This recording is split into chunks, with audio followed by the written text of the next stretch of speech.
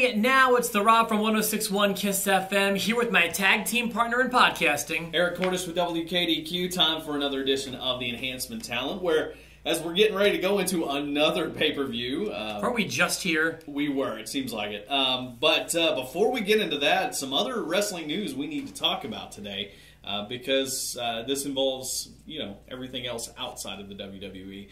Destination America, we talked about it. Looks like they could possibly be getting rid of TNA. That's what we thought. They're Talked about it last week. Definitely moving it to Wednesdays. We know that. Starting on June the 4th. Also on, I guess June the 3rd maybe? June the 3rd is a Wednesday. On June the 3rd also will be the debut of Ring of Honor leading into TNA. This is huge news for Definitely. a lot of everyone involved. And a lot of reasons, too. Yeah. I mean, this is the most national exposure Ring of Honor has ever really got. Absolutely. And their product is, it's kind of seasoned now. It's not Bush League too much anymore. I don't watch it. Ring of Honor's been around as long, if not longer, than TNA has. So That's a great point. You're right. Yeah. Out of Philadelphia, just like yours truly. Yeah, so here's the deal. Here's what we know at this point. We know that Destination America, I guess, reached out to Ring of Honor. And though it appeared that they didn't want wrestling on their network, they just didn't want TNA on their network, I think. Well, I think they wanted wrestling at a lower cost. Yes, and that's what it appears that they've done, because, of course, Sinclair Broadcasting owns Ring of Honor. They produce Ring of Honor, and now they're showing them syndicated in several different markets, but not the huge markets, not LA, not New York, not Chicago, things like that. So they're producing the shows already. It's going to run in syndication first, then going to air on Destination America, leading into TNA. And there was a huge reaction, especially from TNA yesterday, from folks that didn't know. I mean, Dixie Carter didn't even appear that she knew that this was happening. It is a little underhanded. MVP tweeted right away, we'll see how this goes. They go into a conference call, I guess, with the entire staff of TNA together, and it appears that right after the conference call, MVP was tweeting out his email address for bookers to book him. Interesting. But then all of a sudden it turned around, and all the TNA folks are tweeting congratulatory messages to Ring of Honor and some of the individual talents. I think TNA was caught off guard. Absolutely. I think Destination America was caught with like, oh goodness, now we're going to make this good for wrestling. But then also what surfaced was a memo to Destination America employees that came out saying they have not and will not renew TNA's contract when it's up at the end of September. So it appears that, yes, Destination America wants wrestling. They wanted a cheaper cost. They might even get a better product out of it. And now they're going to use the TNA fans to Who would have thought? to Ring of Honor. Yeah, this is an absolutely Yikes. crazy story. We'll keep you posted on everything that develops. And, boy, who would have thought that now Ring of Honor might be in the better position? Ring of Honor would be number 2 if you want to consider companies. NXT as a promotion owned by the same company right now looking But pretty good. they have a working relationship with WWE. They have a little bit of one, yeah. So this is interesting, and I'm not going to speculate on whether WWE leveraged any of that. Not that they really had to worry about TNA, so I don't know what they would. Yeah. But they have been able to use some footage from Ring of Honor from time to time. They've used some, for the Daniel Bryan stuff and CM Punk stuff. Right. So, it's just crazy. And then you still got to look at GFW. Global Force Wrestling with Jeff Jarrett and his roster that he's amassed looks pretty good. So you got to wonder where they're going to land on TV. It's too soon to tell. A lot of exciting things happening all across the board. This could be a good couple of years for wrestling coming up. I hope TNA survives, but even if it doesn't, it looks like they may at least have a place to work. Yeah. Which is good news. Who knows? So we'll keep you posted on all of that. Should we talk about the pay-per-view, Elimination Chamber? Let's do it. And can we call it a pay-per-view? Because it is exclusively on the WWE Network in the United States of America. Technically, it is a network special. So that is not a pay-per-view per se. But we'll talk about the upcoming Super Show. Absolutely. So let's start at the bottom of the card, too, guys. I'm glad they're getting on this card. I would have expected Neville to be in the Elimination Chamber match, but it's good to see Bo Dallas getting a shot here. So Neville versus Bo Dallas. You know, I actually disagree. I'm over Bo Dallas. Don't need to see him on the show. I think there's probably better choices to have paired Neville with, but since it is Bo Dallas, I think it's who's going to lose to Neville in the opening, and it's Bo Dallas. I'm taking Neville. I think this is Dallas's last shot. I mean, I didn't have a problem with his character when it started, and it seemed like they had a lot of confidence in it, and they're at least showing that they have confidence in him to put him on a pay-per-view quality show. And to be on honest the pre-show. Is it the pre-show or is it the actual show? It's the pre-show. Okay, it is the pre-show. Okay. My understanding, at least. You know what? I'm gonna go with Bo. I'm going to buck the trend. I'm going to go with Bo. See if they give him a chance here. Bo's got a lot of unique things going for him. I mean, first of all, you know, did you notice when he started to grow that goatee, he looked a lot like his brother? I think that's why they shaved it. Yeah, maybe. My thing is I don't know that they ever got behind him in the first place. I remember after his debut, the replay would show how floppy his boobs were. Hey, he's the king of the dad bod. That should be his new gimmick. I mean, I guess so. I don't think they're behind him personally, and I'm not either. So I'm ready for Neville to put him away, and I'm glad we disagree on that one because I think that's gonna. I know I'm going out on a limb, but go for it. I'm going to say Bo Dallas on that one. Let's talk about the triple threat match for the Divas Championship. I like it. I like where they're going here with the Divas, and knowing that they have so many great Divas coming up eventually from NXT, I think they're in a good position. Yeah, they stole the show last week. I'm seeing that the Bellas, I think, really are, from kind of what we foreshadowed with Total Divas, I think the Bellas are transitioning out of wrestling. They've put less focus on them lately. That's definitely true. Even though Nikki's got the championship, you know, they kind of made a quiet turn to babyface, and you know, everybody knows well their relationships with the other top stars. So, but I think this is finally time for Nikki to lose and lose that title. It's a tough one. It's a tough call which way it's going, but I'm gonna say Naomi, and then transition into Paige chasing Naomi. Well, this is the one I had the least confidence in. This was the one I kept coming back to. I filled it out last on my sheet because I don't know what's going to happen. I agree the Bellas seem to be taking less of a focus in wrestling. The Paige and Naomi both seem to have more exposure right now than the Bellas do. And I don't feel confident that Nikki's going to retain, but she's my choice. I can't really explain why. If I had to pick, does she retain or not? I'd probably say no, she doesn't. But since there's two choices as to who it's going to go to, I'm going to take the safer bet and take Nikki. Okay. So I have no idea what to expect from that one.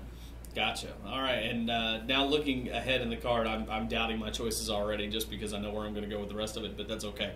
I'll stick with it. We've got champion versus champion match, although neither title on the line. Right.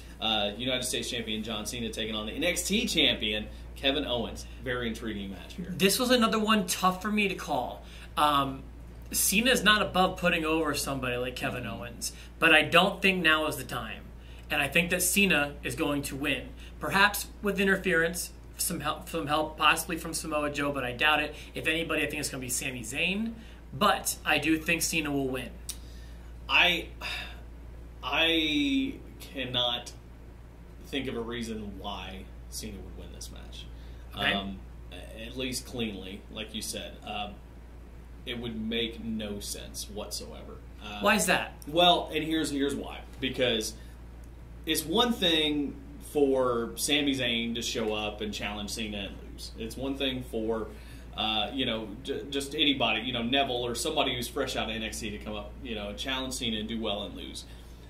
With the character that they built for Kevin Owens and the fact that he is the NXT champion, and you're trying to build this brand and it's looking so good, I see no reason to have Owens lose to Cena at this point, just based on the fact that he is the NXT champion. Why make NXT, the brand that you're trying to build, look weak by Cena just doing his normal Cena stuff and beating? He's made everybody he's worked with look great, but in this case, I just don't see a clean victory over Owens helping Owens. Do you think a Cena victory over Owens makes NXT look weak? Because I'm not sure that it does. I'm not saying that. I think in this case, in Kevin Owens' case, I think it does, because Kevin Owens has been built up as this just bad guy, and he's just it's either he needs to get disqualified in this case, or he needs to beat Cena.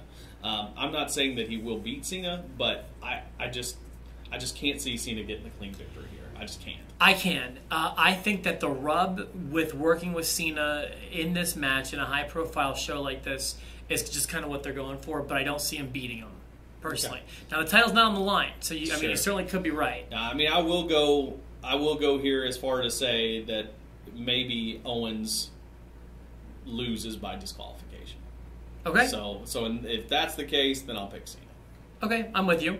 Let's talk about the first of 2 Elimination Chamber matches. You want to talk about, what, you want to talk tag or you want to talk IC? Let's talk tag, okay. Because I think that'll probably kick off the show, if I'm not mistaken. I think that'll be what kicks off the entire show. A lot of teams here, and more teams than and actual teams. Like, they're all real teams, which I think is great. And that is great. And not only that, there's still great teams that aren't in the chamber. That's the cool thing about it. So the tag team division is looking pretty solid right now. That being said, I think the New Day still comes out of this as the champions. I agree in one of the most heel ways ever. Just, I don't know how it will be. I'm sure it will involve that third person, but I agree. This seems specifically tailored to a New Day victory for me. Yeah, and a little spoiler alert for SmackDown tonight. New Day actually gets involved in the main event with some of the main event players, which... Well, that could only mean good things for them. They were in the main event match on Monday. They had the last match of the show. Yeah. Not the main event segment, but the last match. Sure. So big things for them, and people are really feeling them. And I'm glad, too, because they're our best friends. They're buddies of ours. They are. We are members unofficially of New Day. We still have 2 more matches let's talk about. about. Intercontinental Championship match, Elimination Chamber. This is interesting because, you've got R-Truth, Sheamus, King Barrett, Ryback, Dolph Ziggler, and... Rusev? We don't know. It looks like Rusev may have suffered an injury. That's what I'm hearing. Either way, whether it's Rusev or someone else in his spot, I'm hearing possibly Bray Wyatt. Yeah. I don't see that person winning. Yeah, I don't think so. Although I could handle Bray Wyatt picking up his Intercontinental Championship. And I could handle adding something to I that. could handle either of them winning, but I don't think they will. So who do you got in this? Got down to 2 people. I feel like it's going to be Barrett or Sheamus, and I'm going to go with a heel. I'm going to go with Sheamus. I'm going to go with Sheamus. Sheamus is my pick too. My second pick would be Ryback.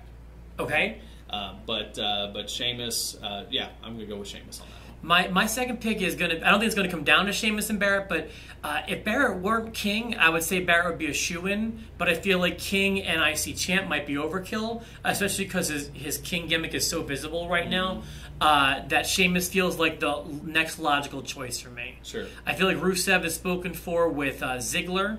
Ryback, I just don't see winning, and R-Truth, I don't even consider being in the match. So yeah, I'm putting it down to those 2, and I'm going with Sheamus. Okay. World Heavyweight Championship match. Dean Ambrose, Seth Rollins. Conspicuous by their absence on the card. Folks like Randy Orton, who we haven't seen since the last pay-per-view, and most notably, Roman Reigns. Is it safe to say he's going to be involved in this match in a big way? I talked about it on Tuesday. I think he will be involved in it. I think he will be involved in the finish. I think he will unintentionally cost Dean Ambrose this match. Seth Rollins is the winner. I actually agree on all cylinders. The fact that he's not on this page shows that he's going to be a major part of that match. So yeah, I also see it not going Ambrose's way. I do think another unintentional kind of thing. I agree with you completely. Rollins retains. Yeah, I think Roman Reigns is on the path to becoming a member of the Authority eventually, if not just a heel or even in between type star. I think they're going to rush this feud. I wish they wouldn't, but I think we'll see by SummerSlam Dean, Seth, and Roman in a triple threat match. That would be cool. That was going to be my next question. I was hoping by WrestleMania, but it looks like they're going to rush that, and we're going to see it at SummerSlam. Where does Reigns go next? A feud with Ambrose or a feud with Rollins? Well, I think Reigns first goes to the Money in the Bank match. maybe wins the Money in the Bank, and then possibly cashes in to make it a triple threat match with those guys. But you got to wonder where Brock's going to fit in there. That's the tough part too, because you got to think Brock's going to want a piece of Rollins. And I want Rollins Lesnar, to be honest with you. Yeah. So I don't know where it's going either. That's why I thought maybe it'd be Reigns and Ambrose, but I don't know. So I'm excited to see. I'm kind of excited for the show. I'd be a little more excited if there wasn't a pay-per-view 2 weeks before it. But, Yeah, well, we'll see. And Reigns and Ambrose, I'm cool with that if it does go that way, because that means you can have Rollins and Brock, or maybe, I don't know, the Authority does something to keep Brock out of that for a while. He's got to go back to the bottom. He's got to win the Rumble. Whatever it may be. Potential for some big things on Sunday's show. So let us know what you think. Send us an email. We want to know your predictions. Obviously, we want them before the show starts on Sunday. I hope you enjoy it. Hope you watch. And, of course, for myself, the Rob. And for Eric Cornish, this is the Enhancement Talent. Have a great weekend.